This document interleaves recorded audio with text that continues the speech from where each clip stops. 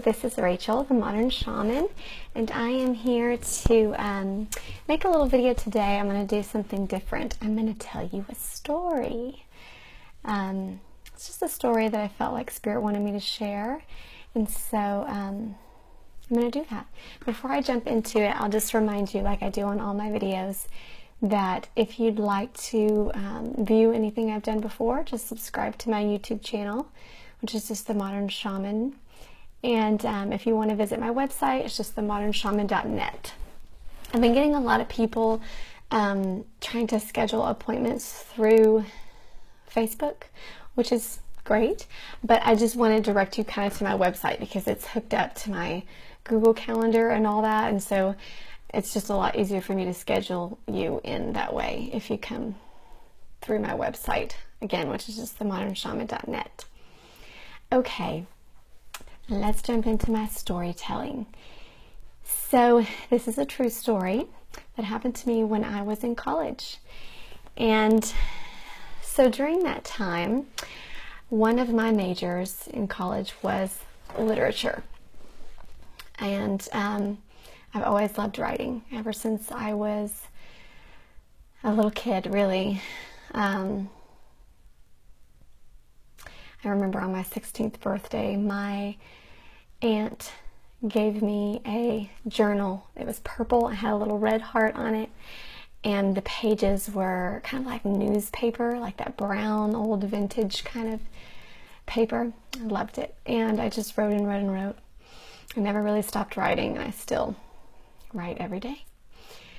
All that to say, I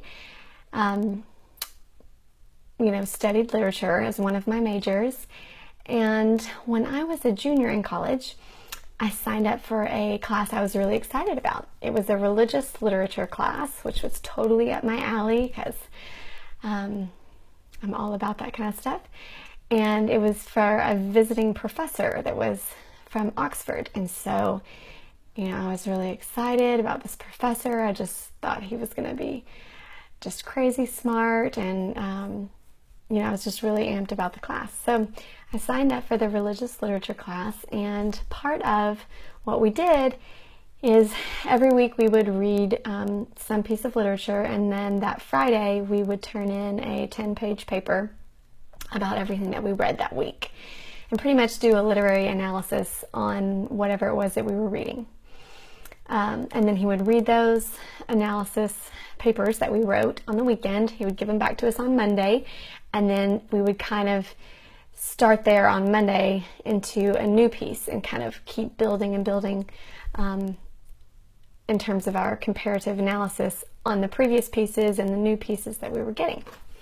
So every Friday I would turn in my papers, and every Monday without fail, I would get back I would just get reamed on these papers. It would just be like bloody red all over my paper, and his comments were just really brash and hurtful. They were just hurtful. It was always like, why are you in this class? Are you actually a literature major? I think you should reconsider what you're studying. I just don't think this is for you. Maybe you should drop the class. Your analysis is completely incoherent. You can't connect your points. You're just off base. I mean, it was really really bad. Every week it was bad, and it never really got better, and I kept getting like D's and F's and just bad grades. I was actually on a scholarship in college academically, and so that class was stressing me out because I was afraid I was going to fail and lose my scholarship, and so there was a lot of work that I put into that class, and I tried so hard. I wanted to please this professor so bad. I thought in terms of academia that he was so smart and he knew his stuff, and I really did respect him, which made it all the worse to receive back such painful critiques. And it never got better. I tried harder and harder. I mean, I read like supplemental reading beyond what he was recommending that we were reading, I took just crazy notes on everything he was saying. I sat in the front row. I tried to just do everything I thought he was wanting me to do. I tried so hard, but it just never seemed to work. In fact, it seemed to get worse. And the harder I tried, the worse my papers got, and the harder the criticism came back. And I did consider dropping the class, but my spirit is a fighting spirit. And part of me just wanted to prove him wrong, to be honest. I started getting like this feeling like I wanted to fight back with everything. Every time he told me I was a crappy writer and I couldn't make a valid point and just anything, I would try and show him how I could do that on the next paper. I tried to fight back in my literary way, which never seemed to work. So by the end of the year, I was on the brink of failing that class. I think I was trying to get a D. I had an F and I needed a D just to like pass the class. And it came time for the final, and I can't even remember the question on the final, but at that time, I had developed a hatred towards this man. I hated him. I can feel it even now saying that. I hated that man. I had so much anger towards him. Nothing I could do pleased him. In fact, it made it worse. And he made me not like myself. He made me question my purpose, my gifts, and I hated him. And I harbored this just like black tar inside of my heart for this man. And when it came for time for the final, this semester was the first semester, so the finals were right around Christmas time. And I just gave up. I didn't care. I was just like, you know what? If I fail the class, if I lose my scholarship, screw it. I don't care. I was so over the drama of this man and all the internal conflict that he had caused that I just essentially gave up. I just gave up. I showed up for the final, but I told myself, like, I don't care. I'm not going to study for it. I've done everything I could possibly do to pass this class, to do well, to, succeed in terms of what he's asking me, and I can't seem to please him, so I'm just not going to try. So I went to the final. I answered the question, whatever it was. It was some question, and we had to write like 3 blue books full of information. Those little, I don't know if y'all remember from college, or maybe you didn't have them, but we had those, what they were called, blue books, and they were just basically notebooks that you would fill out to fill in your final. It was some question, some literary question, and I just answered it, and I could have cared less. I just put no effort whatsoever into that response. I wrote it. I didn't spell check it. I didn't watch my margins. I didn't try and, have a structure to my paragraphs. I just kind of vomited out what I thought on that paper. And then I finished even before anyone else. Like, I was like, meh, I don't care. Finished, and I went home for Christmas break. Lo and behold, over Christmas break, I was, just spending my alone time with God and meditating and stuff in the morning, and I felt very convicted of the state of my heart towards that teacher. Like I said, I just had so much hatred. It makes me want to cry thinking about how much hatred I had, because maybe I just feel things super deeply, but I really hated this guy. It went to my core. And anger and malice and every bad thought I could think, I just projected on this guy. And so I was convicted of it, and I knew I needed to change it. And Spirit told me, literally, word for word, to go into this man's office and apologize to him for hating him all semester.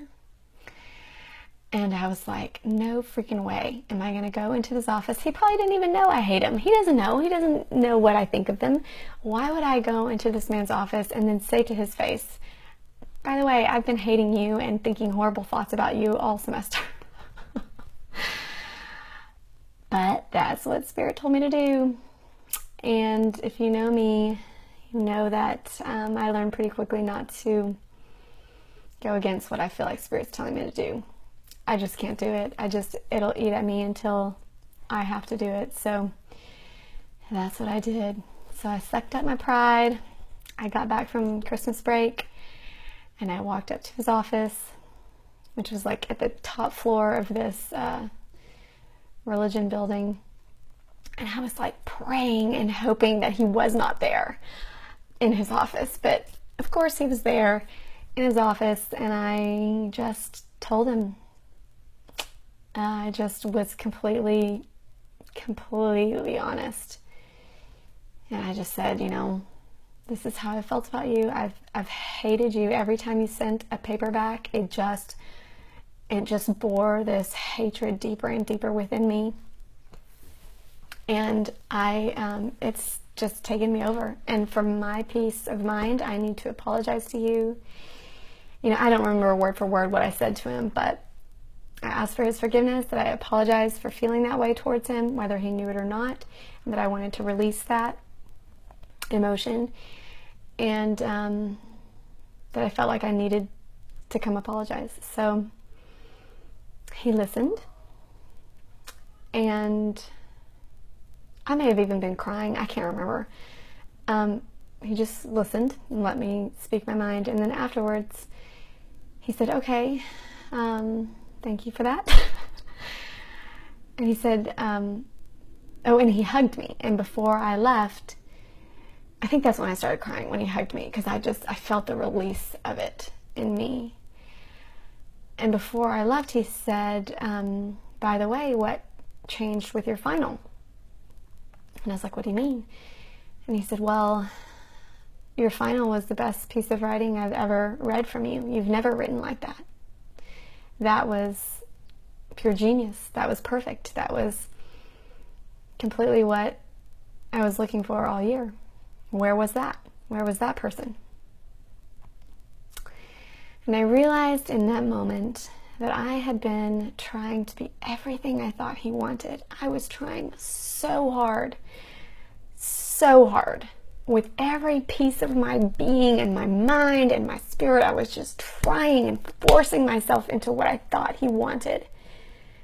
And it was so far off from who I really was, and from my truth, and from my alignment, and from genuineness. It was just fake. It was heartfelt, but it was not true. And so it was coming out in everything that I was writing. It just felt forced and abrasive and fake, and like I didn't know what I was talking about, and nothing connected, because it didn't. It wasn't me. It wasn't real. And it was just like a bolt of lightning to my heart. I knew why Spirit had made me come have this conversation with him.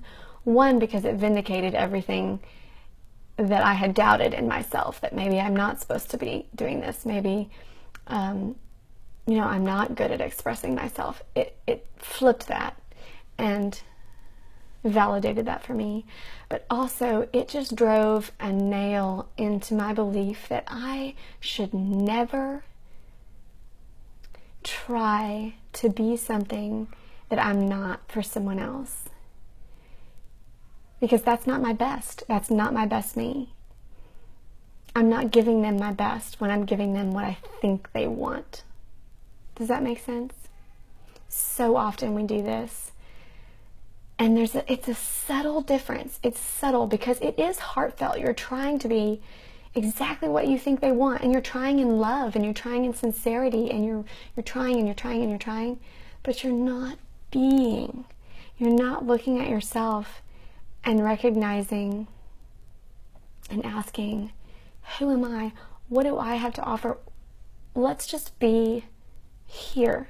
Let's just share from my place of truth. And that, honestly, is the best thing that you can give to anything, to your career, because that was a career path, obviously, that I was trying to choose, to a relationship, to another human being, to anything. I knew then that I had learned the lesson that the best me is always the true me. And that even when I think I'm doing my best to be what someone else wants,